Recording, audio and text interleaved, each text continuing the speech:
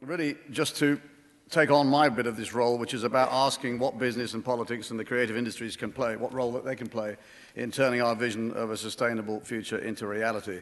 The job I've actually got is to talk about positive action from business. Now, I don't know if you know, and I didn't know this myself, that of the world's 100 largest economic entities, 63 are corporations, not countries.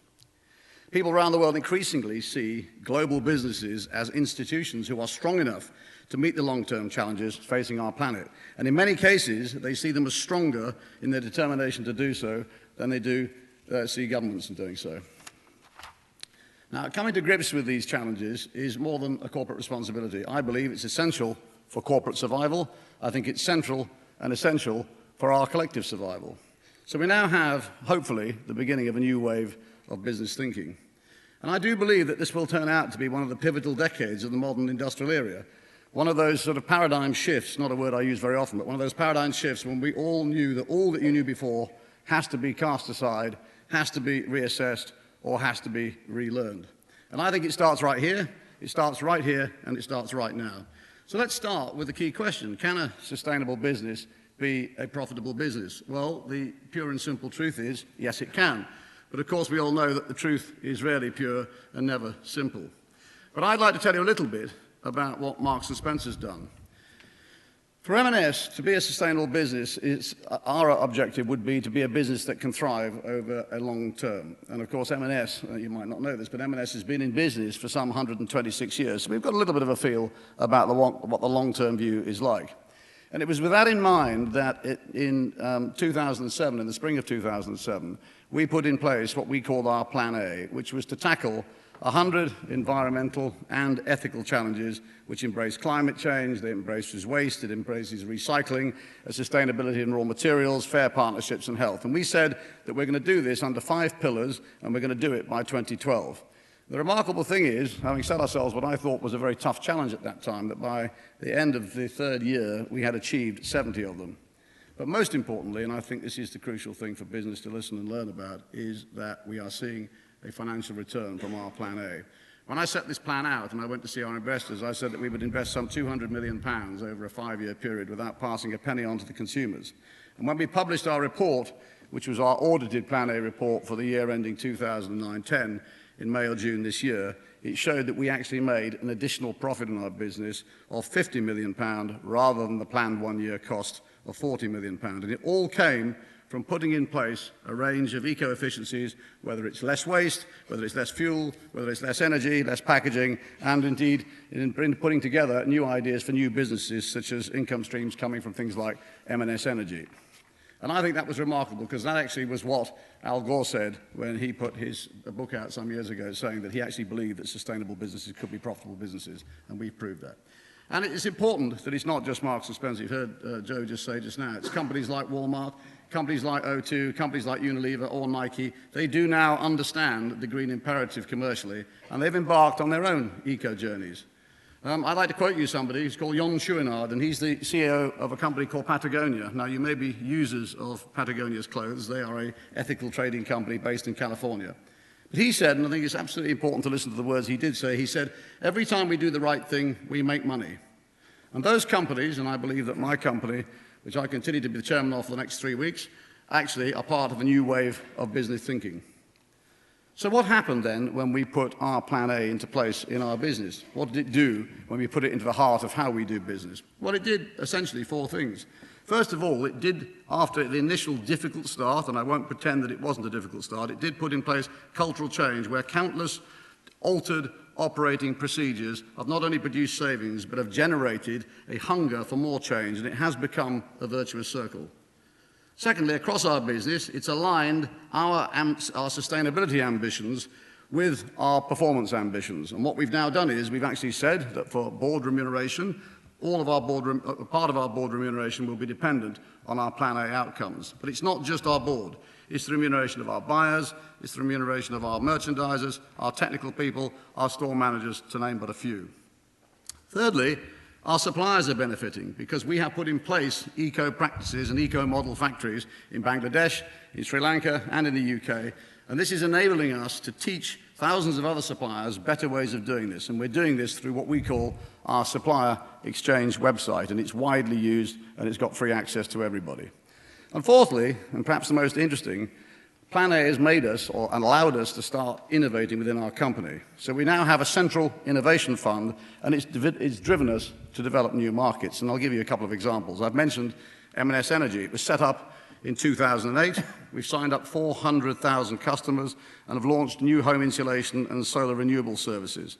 But we've also given incentives in the form of vouchers for reduced energy use. And in that short period of time, since 2008, 1 in 3 of our customers has already cut their gas and electricity usage by between 10 and 19%, and 1 in 8 by over 20%. Another example is the delivery of clothing to our stores. We are the largest clothing retailer in the United Kingdom, have been for about 50 years and probably will continue to be so. So everything that we do in transporting our goods around can make a difference. So we've worked with DHL to deliver more clothes by train, and as a result of doing that in a very short period of time, we've saved something like 8,000 road miles a week. But when we also deliver by road, we're making sure now that we do fuller and fewer deliveries. And as a result of that, in a very short period of time, we've cut our road fleet by a quarter. Now, these may sound like very obvious actions, and of course they are, but when you put them all together, they can make a big difference. Recycling is another good example. I noticed when I came in that plastic in oceans is one of the topics here at the Royal Geographical Society.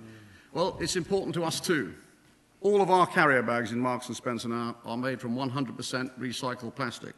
Over a third of the plastic waste used to make them is made from our own waste. We've also cut overall carrier bag usage by some 80%, and we did it in a rather unpopular way, according to the press. We started charging 5p for every carrier bag. The analysts who analyse our business and say you're a commercial enterprise said this was folly, and 1 or 2 of our customers at the time complained about it. But when we actually explained to them what we were trying to do, and that all the profits from charging for carrier bags would be put back into an environmental charity called Groundworks, they understood that we were trying to make a difference. And as a result of which, in a 2-year period, annually, we have reduced the usage of carrier bags in our food business by some 450 million carrier bags. And believe me, that's a lot of carrier bags. Closed shop recycling is also there in our clothes labels. All 300 million of our clothes labels each year are now made from recycled polyester, which comes from recycled plastic bottles. In 2008, we launched the M&S and Oxfam Clothes Exchange, where if you donate and take back your M&S labelled clothing to Oxfam, they will give you a £5 voucher to spend against your next purchase at Marks & Spencer. But the beauty of it is it's raising money for Oxfam, and Oxfam guarantee that none of those clothes go to landfill, and they will all be recycled for further usage, and if they're not, they will be disposed of in a sustainable way. We had a 1-day wardrobe clear-out in September, where 150,000 extra customers came into our stores, donated 350,000 good items of clothing which could be recycled, and a result of which, again, we stopped this stuff going to landfill and put it to good usage. But for all the hard work that we've had to date, you have heard from Joe, and it's absolutely true, we probably think we've only done about 10% of what we need to do to build a truly sustainable Marks & Spencer, so the job ahead is pretty enormous. But we believe it's such an important issue that having done the 70 things that we said we would do in 2007, having set ourselves the challenge for 2012, we've now actually set ourselves a further and much tougher challenge, which is we want to become the most sustainable major retailer in the world by 2015. Now, I won't be there, but I'm delighted that Mark Bolland, who's taken over from me, has absolutely endorsed this policy, and I believe that we've got a very good effort of getting very close to doing so. So much for the Marks & Spencer picture, but what about the bigger picture? Boom or bust, good times or bad, warmer or cooler, there is one fact that will affect or does affect us all here, that by 2030, we will need to be producing on this planet some 50% more food. At the same time, we're going to need something like 50% more energy and 30% more fresh water. And it's what Sir John Beddington, who's the government's chief scientific advisor, calls the perfect storm. This recession has masked fundamental shifts in the way business, government and society access their resources, their customers, their employees, their markets and their capital. And there just isn't enough to go around, period. No argument there is not enough to go around. So I believe we can't go on as we are. Certainly, and most assuredly, there will be some businesses that continue to survive as unsustainable business models. They'll survive for another decade. They may survive for 2 decades. But eventually, even those of us who recognize the need for change cannot underestimate the scale of change we need to make or the duration of time it's going to need to make the change we need to do. So we need to start now. We need to deliver 4 equal elements of sustainability. We need to deliver the social element. We need to deliver the economic element. We need to deliver the environmental element. And we need to deliver the cultural element. And we will have to run our businesses very differently, therefore, in the future, if we are going to deliver all these 4 elements. So here's what we know so far. We will have to look outward, acknowledging that we cannot prosper as tiny, self-absorbed economic islands in a global economy. No business leader, and I've been a business leader for 20 years, will succeed by following the simple mantra, the old-fashioned mantra, that the business of business continues to be business. We will have to have a finger on every new pulse, every trend, every new constraint, every demographic, every technology to understand which matter, and more importantly, or just as importantly, those which don't matter. We will have to deal with extraordinary complexity and ambiguity, and there are and will be no simple answers. But there will certainly be less of the yes-no decision-making. So business leadership in the future will be about discerning and communicating a direction through this minefield of complexities. There are going to be natural disasters. There are going to be uncertainties. There are going to be uncertainties in supplies of resources, and these are problems that we're all going to have to deal with. So the one thing we are going to have to do is we're going to have to collaborate.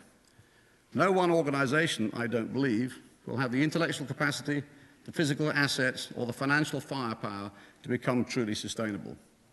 So the businesses that prosper will be the ones that can create partnerships, the ones within their own sectors who can compete with, who can collaborate with their competitors. But also they're going to have to work with outside NGOs, as Marks and Spencer have done, for instance, with the World Wildlife Fund, with Oxfam, and with Forum for the Future.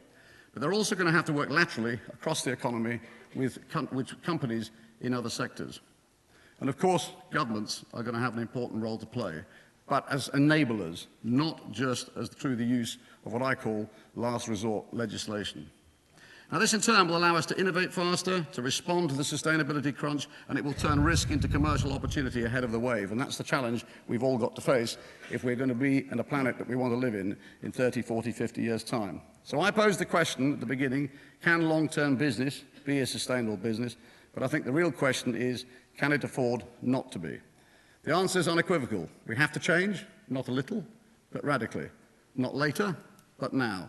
Not with today's business thinking, but with a new set of skills. And we have to do this with energy, and we have to understand that there is no plan B, as there isn't in Marks and Spencer. Thank you. Thank you. So, Stuart, just before we go on to Hilary, I just want to ask you a couple of questions, because there are a lot of people who say that you're getting increasing numbers of business leaders who are seeing the future and recognize they have to change. But actually, when it comes to the institutional investors and the pension funds, that actually the city is trailing way behind. There are a lot of companies who still say, actually, when it comes to their meetings, that analysts aren't even asking about sustainability. So, you know, it's great for business to be having this long-term vision, but actually the city is still incredibly short-term. So, you know, how do you square that, and how is that going to change? Well, I agree with you, except I think it was definitely the case 5 years ago, and I think 5 years later it's changing. And it's absolutely the case that when I first raised sustainability with some of my investors, they literally threw their hands up in horror and said, how can you spend £200 million without getting a guaranteed return on your capital invested? Now they know it's an imperative. They know it's going to be part of how businesses differentiate and succeed in the future. So I actually think it is changing. It's a bit behind, but it's changing. Okay.